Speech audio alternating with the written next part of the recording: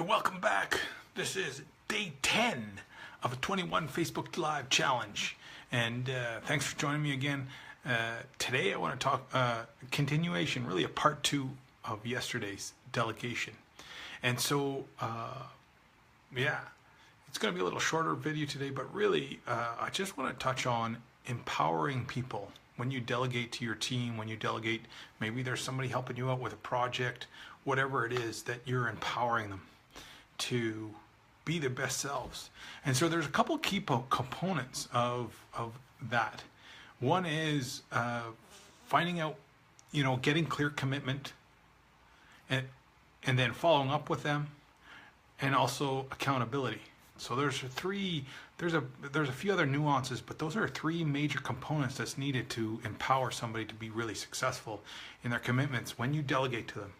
So if you're delegating to your team, here's what we need to get done. You either come to that conclusion together, or you deliver that if you're, if you're leading them, and then you make sure that they are clear on what they're committing to. And what that looks like is, from X to Y by when.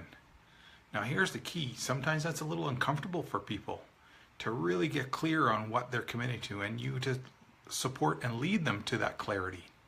And that's the key. That's where your leadership comes into, is leading them to that clarity of what are they committing to, and it's something that they can actually get behind. So you not only get them clear on what they're committing to, but then you get them clear that they're behind it. And so that can be as simple as, all right, so you committed to this. Is that something you can get behind? Is that something you're willing to fight for? Is that something you're willing to go for? Is that you believe you can achieve that? Is that something you're willing to, commit to? And just having that conversation gets them really locked into, okay, yes. Or if there's a little bit of hesitation, you need to bring that up. You need to discuss that, because the hesitation was what will kill that timeline. It'll kill the momentum that you create, right? And so you got to work out any kind of hesitation, any doubts, any questions. You just got to keep talking with the individual or team until you work that out. So that's number 1. So clear commitment, number 1. Number 2 is checking up on them, or checking in with them. And here's the key. A lot of people do this wrong, and they check up on them as if they're trying to get them in trouble, or they've done something wrong, or the other people think that if you're checking up with them, that means they've done something wrong. And the key here is that that's not the case at all. You come from a perspective and a context that you have their back, that you're supporting them, that you're making sure that they're going to be successful at keeping their commitment to you, or to the team, or to themselves, or all of the above, right? Hey, how's it going? Are you running into stumbling blocks? What can I do to help you? Do you need anything else, right? Just checking in, making sure you're still on track to meet your commitment. And you do that on a regular basis, and not waiting till the very end to check in with them, because that's when deadlines and timelines get blown out of proportion, and that's what leads to really inefficiency. Wait until the end. So you're checking into with them incrementally throughout their project. Maybe it's a 5-minute project, so you check in once or twice within a couple of minutes. Hey, how's it going? Or how's the first step? And that's really key, to let them know that you want to see them win. You might even ask, hey, do you think is there a possibility for you to beat your timeline? Are you can bring out that competitive spirit, or bring out that game, turn it into a game, turn it into some fun, whatever that may look like. Now, and so that's number 2, checking in with them. You have their back. You're there to support them in winning at their commitment that they made. And that's really key. And then there's number 3. Number 3 is accountability. Now, this is very counterintuitive. But when you hold people accountable, when you hold your team accountable, morale actually goes up. And the reason for that is because they know what they're up against. They know what to do. They know what to expect.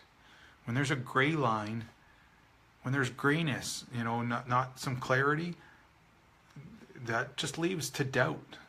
People are uncertain, and sometimes it's consciously and sometimes it's subconscious, right? More often than not it's subconscious, but it's just a little uncertain, right? When you create that certainty as a leader of your team, as a leader of your business, as a leader of your family, whatever it may be, as you create that certainty by holding people accountable to what they commit to, what they want to commit to, morale goes up because now there's clarity. They know exactly where the finish line is, right? Imagine running a race and the finish line keeps moving, right? It keeps moving up and down and moving all around. How the heck do you get to the finish line if you can't establish where it's going to stay? Or playing a game and the goalposts keep moving, right? It's impossible to win, or next to impossible. And it just creates a lot of doubt for people. And so when you make timelines, when people make commitments not to move those, because that'll support them with clarity. So that's 3 pieces. There's lots of little nuances around delegation, but that's the way to empower your team to be successful, empower the people around you to really be successful through your leadership. So number 1 is getting a clear commitment, being clear on the commitment, and there's 0 doubt. And number 2, checking in with them, making sure they're all right and on track to either make their timeline or beat it. And then number 3 is holding them accountable to what they said they were going to do. So you are the pinnacle of that solid. You're creating a solid, clear end game, and it's not a gray zone that keeps waffling or moving around. So with that, hope that's beneficial. Hope that's of value to you. Let me know in the comments below what you think. Maybe you've maybe you've used some of these strategies already. Maybe you haven't. Let me know what you're going to do with that information. And let me know how it works out. Leave me a comment below.